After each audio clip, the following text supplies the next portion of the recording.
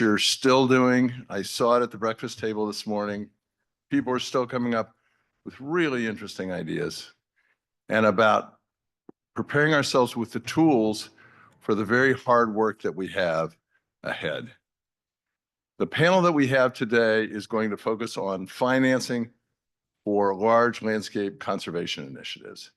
And we have with us today a panel of experts that is very, very capable of doing that. I will just briefly introduce them all now, and then I'll introduce them in a little bit of detail as they come up. Kathleen Fitzgerald, who will speak first, is the project director for the Enduring Earth initiative at the Pew Charitable Trusts. She will be followed by Andy Day, who is the CEO of the BC Parks Foundation, which has achieved incredible things on the other side of Canada. He will be followed by Lorenzo de Rosenzweig, who wanted me to introduce him to you as a Mexican and a grandfather. And Eugenio Rengifo Grau is the executive director of the very new and very ambitious Fondo Naturaleza Chile. Kathleen's going to speak first. Let me simply augment her biography by saying that she has decades of experience doing conservation and development programs, both in Africa and North America. She has created new conservation areas of very large size. She's improved the management and financial sustainability of those reserves, and she has completed a number of papers and is widely published in the field. So Kathleen and each of the speakers will have about 5 minutes to introduce themselves and their programs to you. I will then ask them a question, and then we will open the questioning to the field. So please, in your mind, be thinking of great questions for them. Kathleen.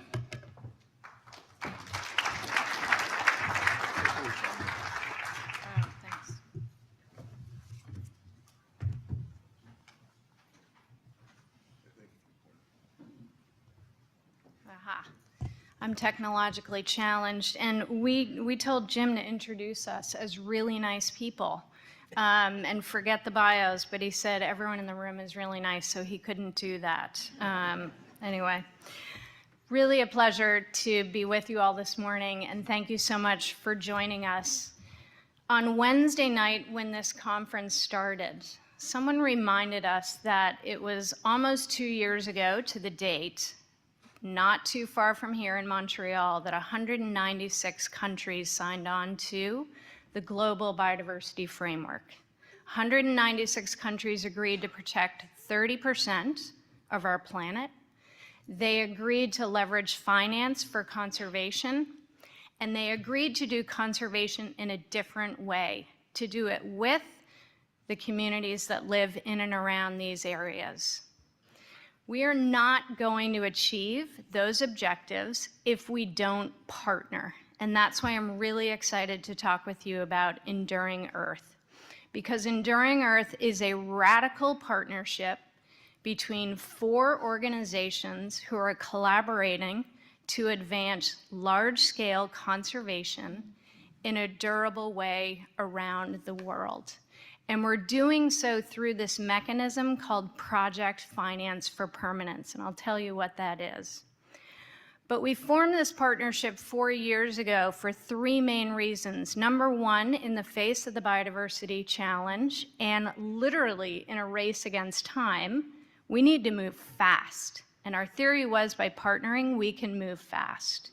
Number 2, we need to improve the quality of conservation projects on the ground. And our theory was by working together and genuinely sharing information, admitting when we make mistakes, and learning from each other, we can improve quality. And number 3 is leverage of scale, leverage of finance. And I'm really excited to report thus far, 4 years into the partnership, those 3 things are proving true. So, what is Project Finance for Permanence? Besides a terrible term, what Project Finance for Permanence is. It's a conservation finance mechanism that brings parties together around a single vision.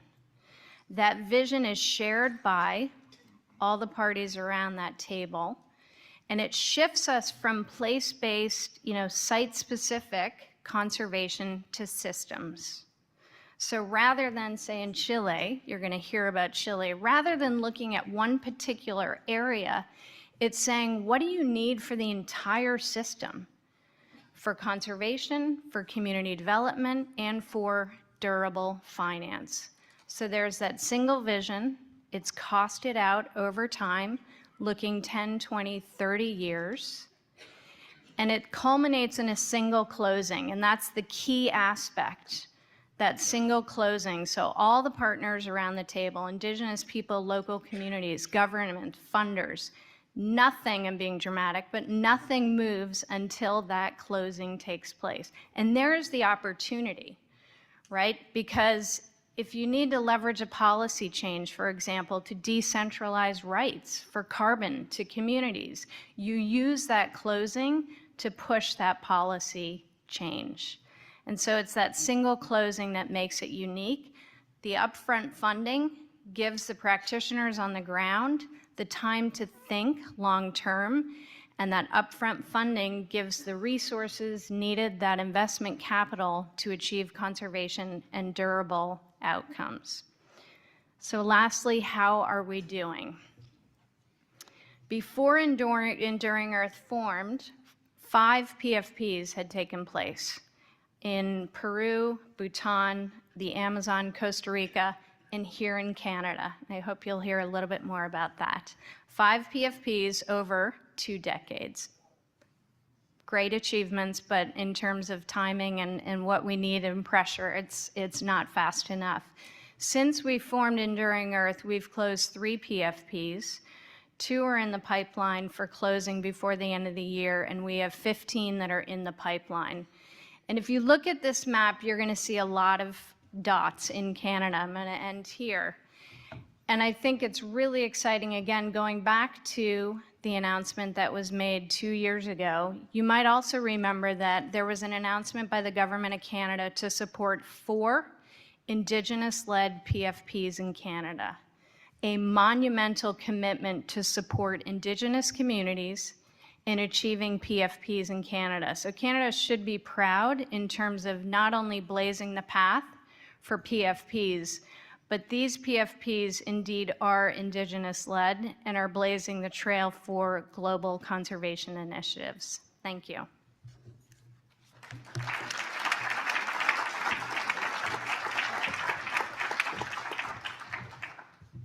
Thank you. Andy Day, CEO of BC Parks Foundation, has a law degree and a doctorate degree in resource and environmental management.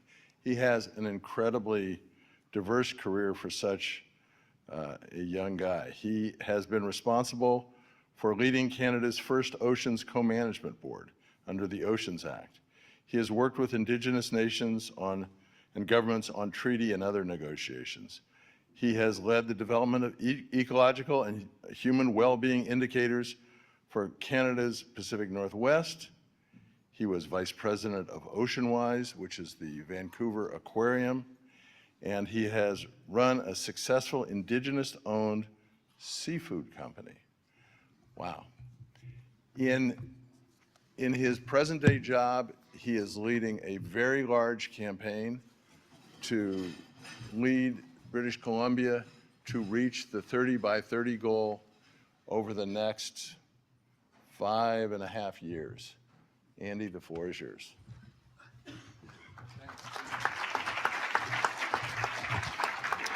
Thank you, Jim, and fellow panelists, and thank you all for being here. It's been a wonderful, wonderful time here.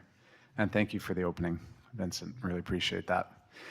So I'll just tell you a little bit about what we're up to in British Columbia, and I'll start with where. So British Columbia is on the Pacific coast of Canada.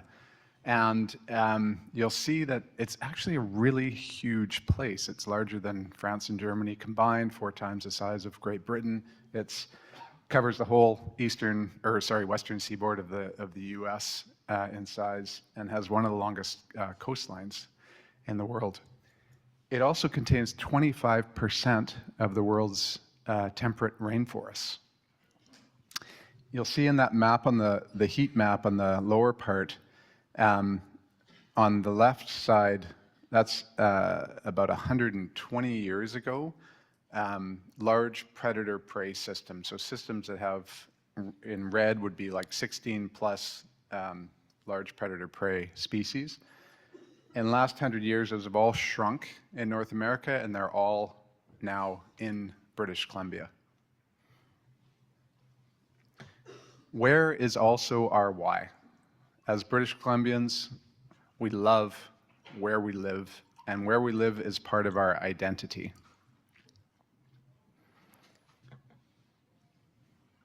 The foundation was set up about 6 years ago as the official charitable partner to parks and Indigenous protected areas in BC, and as the conservation finance mechanism for British Columbia. We have Indigenous board members, business people, philanthropists, quite a diverse board and different committees. We have a mission to create the greatest park system in the world, and our target is 30 by 30, as Jim mentioned. Our strategy to do that is to empower people like yourselves and British Columbians to come together in a community of support. That community includes not just people, but also wildlife and people of the past and people of the future.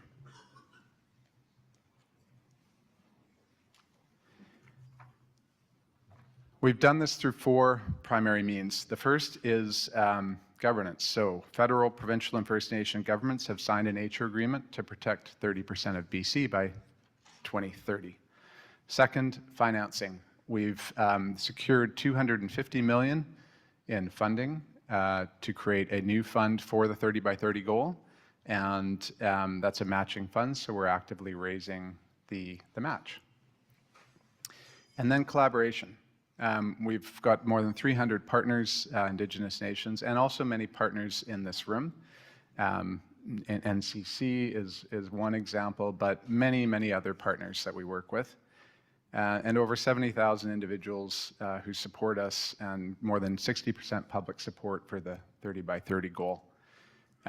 We also use storytelling. So we've had more than 38 billion media impressions worldwide about the work that we do as a way to gather understanding, awareness, and support. We've used all of those things to do over 60 projects in the last 5 years. We've also focused on health. So we believe very strongly that conservation is about your health and your well-being. It's not just about animals and nature, it's actually about you. And so we've worked with medical associations across Canada to launch a national park prescription program to get people outside. We also have increased community science observations to connect people to nature and gather data, and we've more than tripled the number of observers to more than 60,000 people, and we're now over 30 million observations of nature. And we educate about 250,000 people a year in parks about nature. On the 30 by 30 goal, we're about 19% of the way there. Kathleen mentioned a couple of the PFP projects. So the first PFP was in British Columbia in the Great Bear Rainforest, and that's now complemented by the Great Bear Sea Agreement that 17 nations have worked on. They've raised $335 million in conservation financing from many of the groups in this room. And then also a 13.3 million hectare marine area also pronounced fairly recently. So some huge gains on the marine side. We have about 20 active projects in a pipeline totaling 7 million hectares that we're working on. So that gives you a bit of an overview on the work that we're doing, and it has been incredibly fun and exciting, and really happy to talk more about it if any of you are interested. Thank you.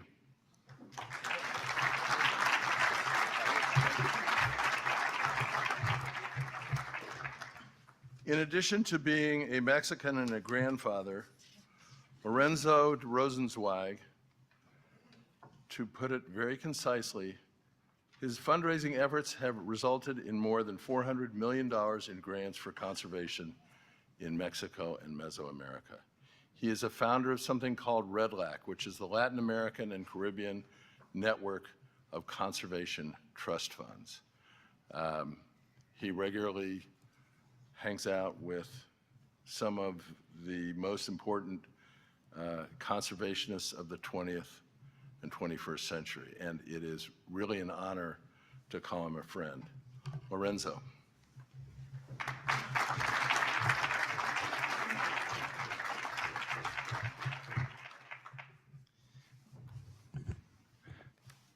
Thank you so much. So happy to be here.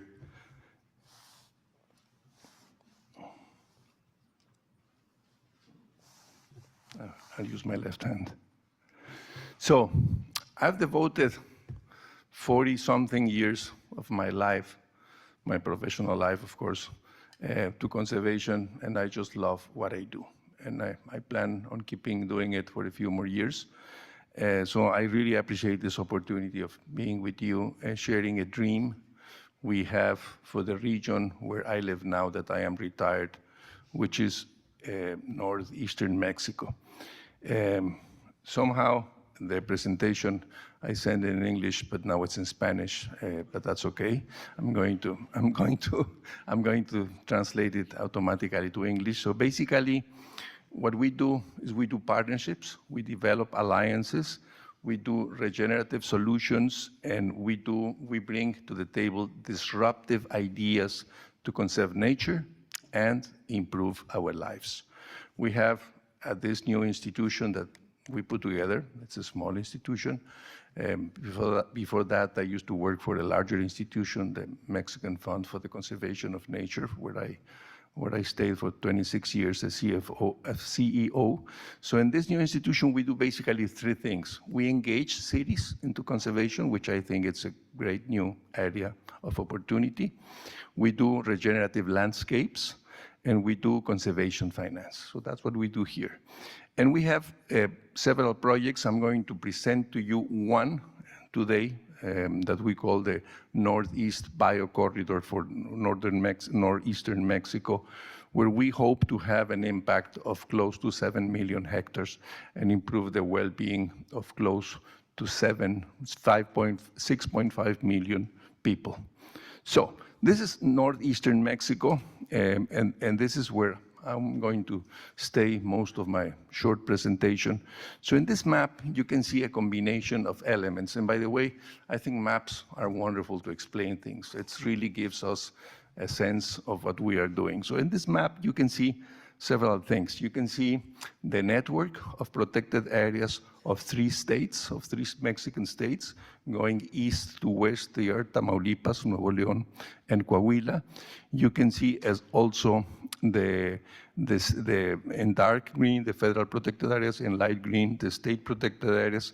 And then you see some distributions of different iconic key species like jaguar, like black bear, like golden eagle. But let's go into more detail on this because, as I said, we are dealing with the involvement of a city into conservation, and that has to be done through an ambassador, and this ambassador is water resilience. So we're combining in one of our projects the improvement of water resilience for the city and at the same time regenerating landscapes. So this is the territory we're working on, and if you see the red circles, there's several of them, we will be concentrating in 2 of the big red circles and 3 of the small red circles.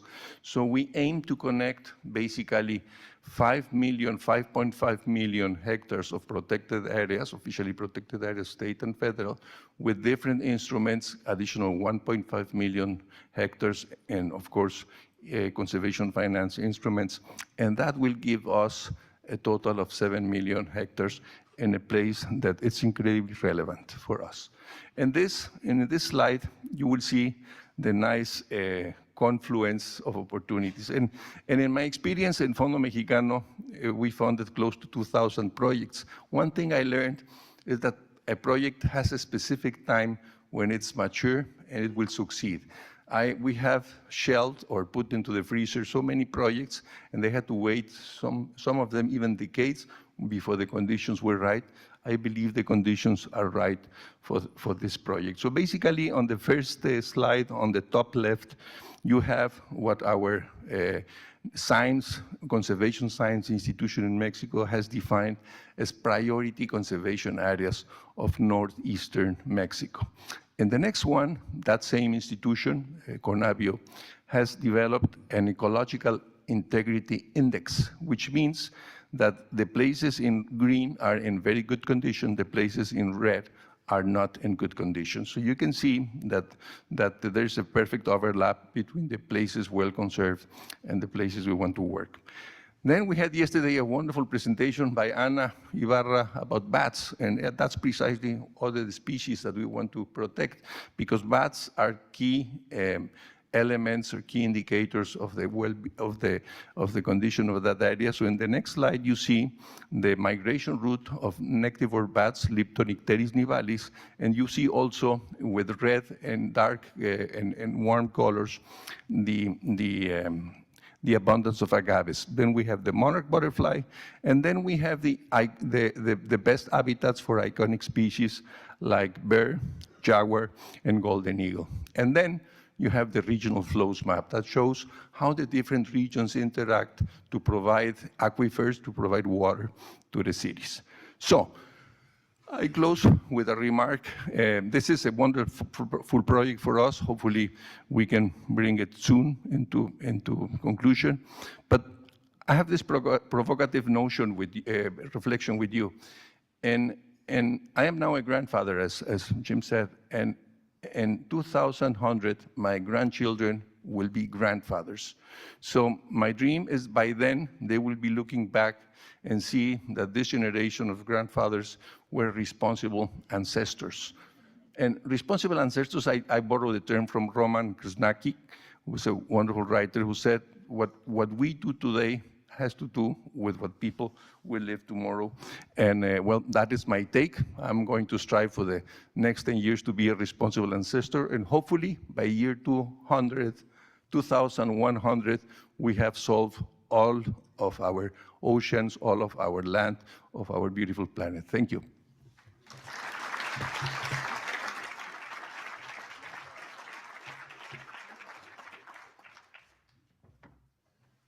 All right, and our fourth very short profile will come from Eugenio Rengifo Grau. He's a political scientist and holds a master's in public policy. He's been in several very important Chilean jobs in conservation, including as an executive director of the Elemental Reserves, executive director of Friends of the Parks, and associated with Tompkins Conservation, which helped to protect much of Chilean Patagonia. He also served as an Eisenhower Fellow in the United States, and we are very lucky to have him on the steering committee of the International Land Conservation Network. Eugenio.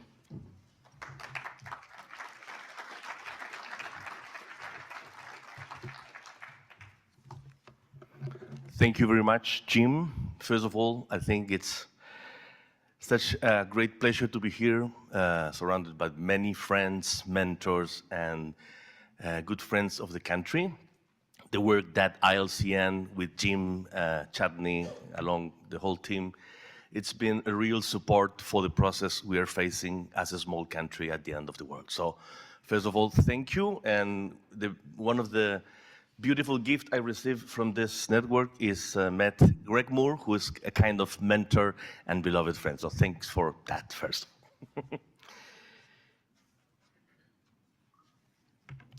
Well, most of you, or at least a portion of this room, has been in Chile. I've been with you in Chile. We are a beautiful country with a long coastline and specific endemic species that are threats because of climate change and human behavior. We have done a great job protecting formally under some legal figure as national park or marine protected areas.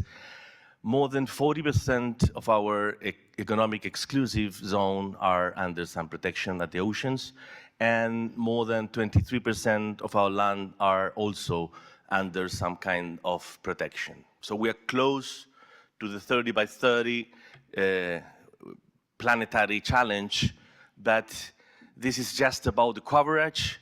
What we need to provide now is effective conservation.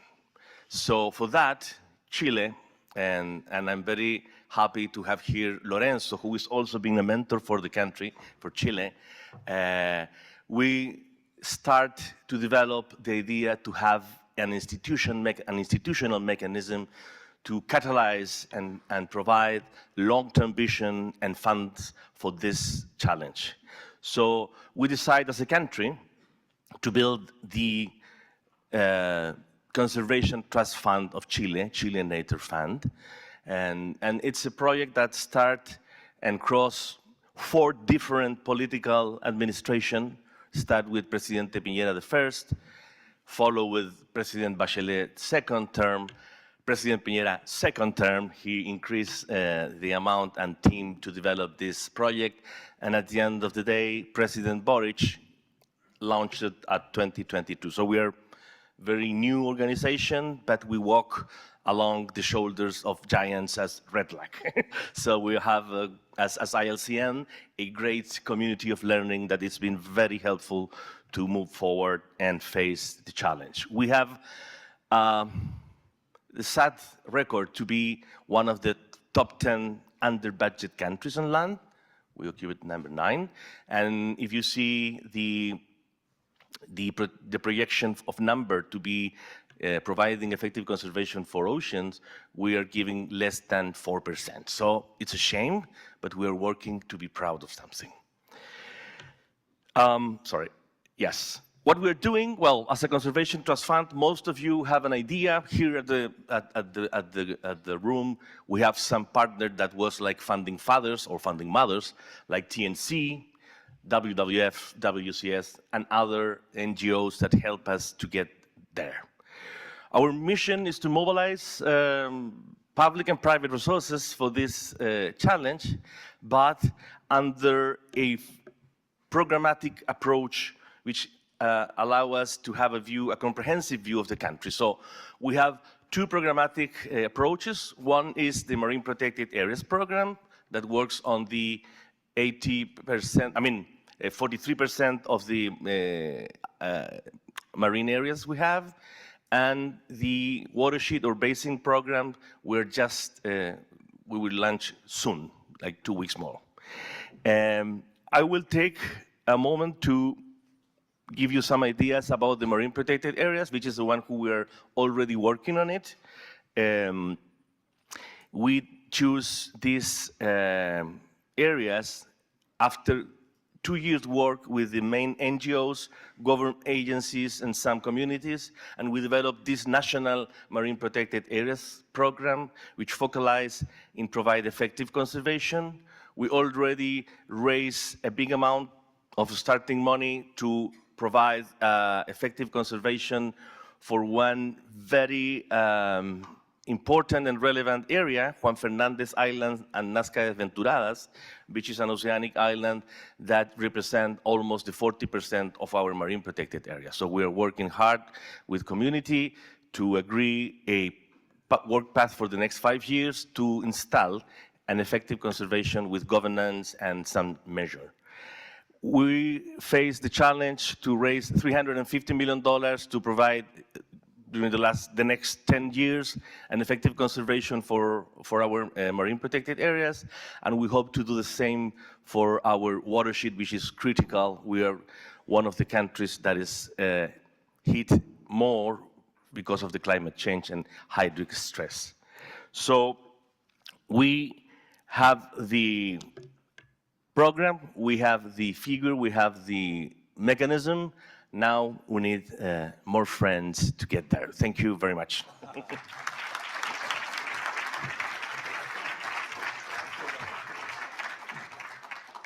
Okay, so I'm going to try a little exercise with all of you. And I haven't warned you because I just came up with this.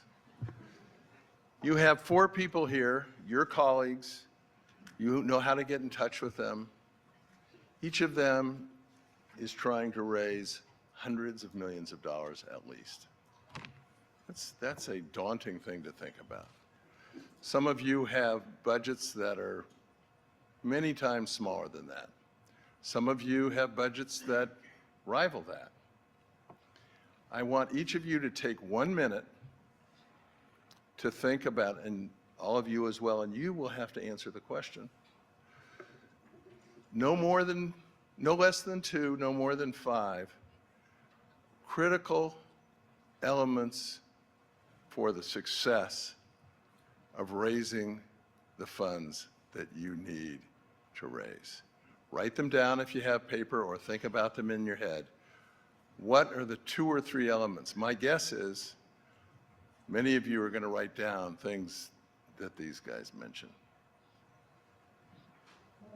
1 minute.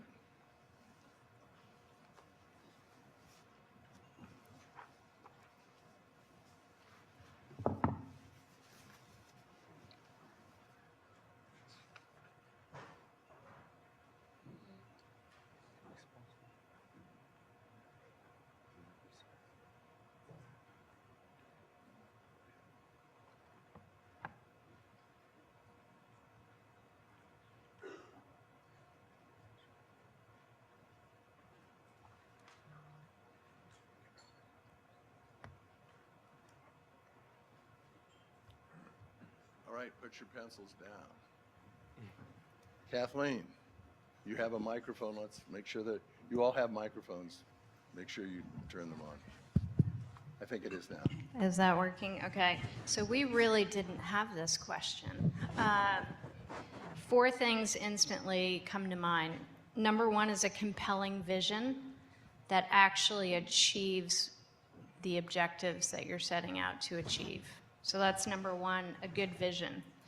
Number 2 is genuine partnership, and I stress genuine because it really needs to be holistic ownership by everyone within that partnership.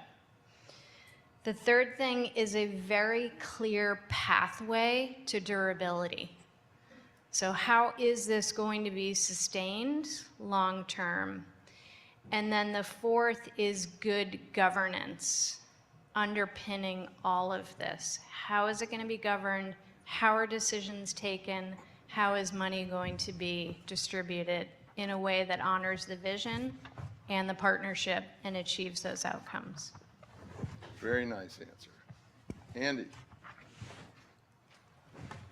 A pipeline of projects, a pipeline of projects, and a pipeline of projects. Location, location, location. Public support is just huge these days.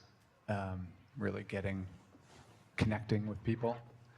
And, I would say love, persistence, vision, and belief. Great. Thank you.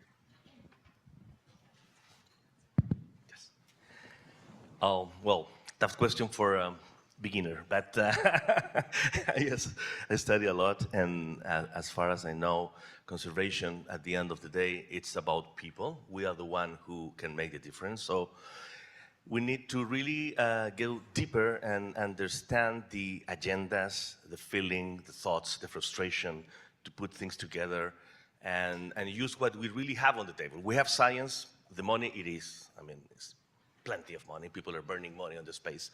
And when we can do that turning point to move this money, we have this perverse subsidies. The money it is, but what we need is to have a programmatic approach, a clear outcome to offer, but really be empathetic and understand how to deal with different views and build the bridge to move forward together. I think this is my suggestion. Thank you. Thank you, Jim, for the great question. Well, 6 words come to my mind. The first one is trust. I think conservation is built around trust. And sometimes the sources of funding have difficulties as well as the final recipients in constructing those bridges of trust. The second one would be collaboration and permanence. Collaboration, of course, has to do with partnerships, and permanence has to do with a long-term vision, you being there for the people, for the donors, for the people you make commitments with. The fourth one would be, of course, transparency and accountability. Dealing, managing resources is a great responsibility, and so the best transparency and accountability should be expected from each one of us in order to really bring to fulfillment these projects. And the last one would be innovation. There's many ways of doing successful conservation, but we have to move away from the comfort zone. We have to move out of the box. We have to be even disruptive in terms of positive disruption with our innovation. So those would be my elements for even getting close to being successful in a campaign. I have a microphone here. Yeah. So, Oh, sorry. my guess is that many of the elements that you all wrote down at your tables are very similar to what you heard, and they really didn't have that question in advance up here. In the ILCN, we've thought a lot about large landscape conservation and financing for large landscape conservation. And we've come to learn that the term large landscape conservation doesn't necessarily mean a large area. What it means is someone who's willing, or some organization that is willing to cross organizational, sectoral, jurisdictional, even national boundaries to put something together, something larger than the organizational structure in which they live. And that if they're able to do that and focus on a broad diversity of benefits that projects bring, that's large landscape conservation. So the analogy I want to leave with you is that large landscape conservation and financing for large landscape conservation is like t-shirts. They can come baby size, small, medium, large, extra large, triple extra large, but the essential elements are very similar. And that's where having all of you network, as you have been doing intensively over the last 3 days, comes in. I invite you to pull on the resources that we have in this room to do exactly that. Now, we have time for maybe 1 or 2 questions, and then, Dawn, I know you have to come up and offer something. Do we have any person bold enough in the audience? There we have it, right there. And I'll repeat your question since you don't have a microphone. Oh, you do? Okay. Thank you. Good morning, everyone. My name is Trish Nash. I work for the Unama'ki Institute of Natural Resources. We're located on the east coast of Turtle Island. We are the home of Two-Eyed Seeing. We were where the first treaties were signed. We have many species that are at risk, and we are accessible to the majority of the population in Canada and the USA. My question is, how do you get into the elite club of PFP?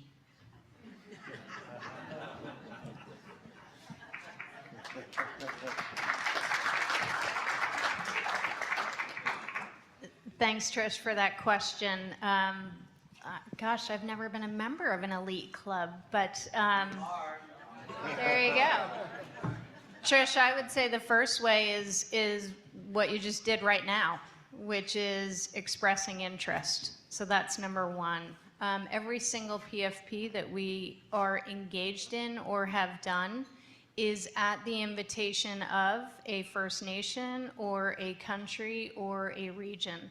So that's the first step. I will say that we have developed a screening process, which I'm very happy to share. In the session yesterday, I shared it, and it's 5 things that we look at to determine whether or not a PFP will actually work. And so I can share that with you as well. And the third thing I'll say is a PFP is just one tool in the toolkit. It's not going to work everywhere, but what I'm really hopeful about is some of the principles that we have used in a PFP, such as leverage, partnership, scale, due diligence, all of those things can be pulled into other projects, and we're already seeing that, which I think is fantastic. The conservation trust funds, for example, that Lorenzo has been a pioneer in.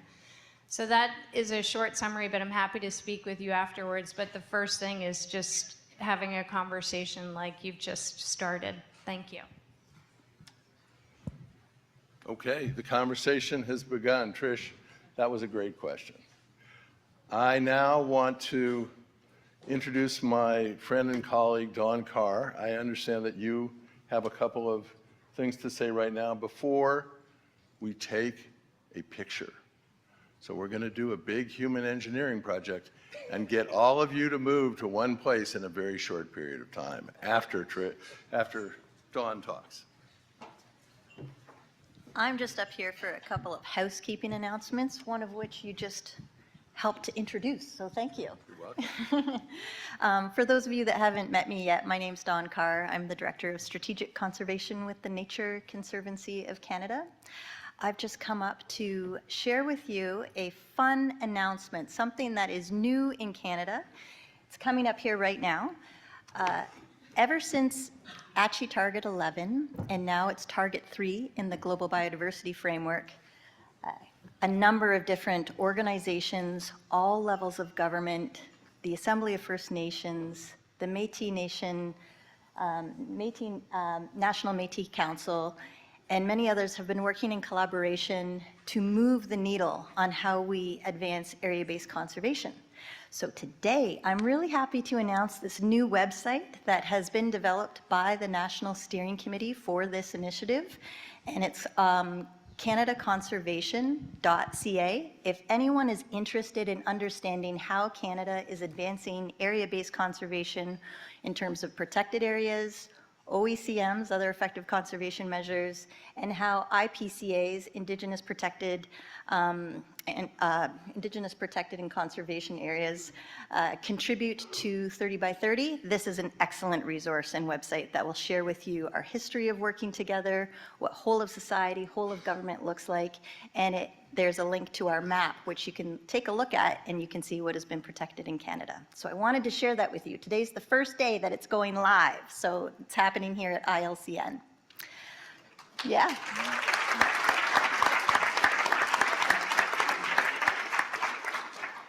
The second thing I want to announce is at 12:45, we have another distinguished panel that's going to be presenting here in this room right after lunch. Lunch is going to take place here. So if everybody can just keep track of your watches, we're going to make sure we help support a good start, because that's the beginning of some really memorable closing opportunities for people to express how incredible these past few days have been. And that closing panel will include our Canada's Minister of Environment, Minister Stephen Guilbeault, amongst other very distinguished guests, including Chief Mandy Galmasti, who we all celebrated last night, which was really special. So last, Jim, the photo is very important. This has been a very, very moving and incredible group of people that's here. And so we would like to invite everybody to come over to the right side of the stage from your perspective Don't move any tables. We've got table movers if needed, but we'd really love to get a group photo. You can see Jensen, my colleague over there, waving. So if everybody can move over there, you can then come back to your tables, grab a coffee, and there'll be a little break before we move into the last session, track 5. Thanks, everyone.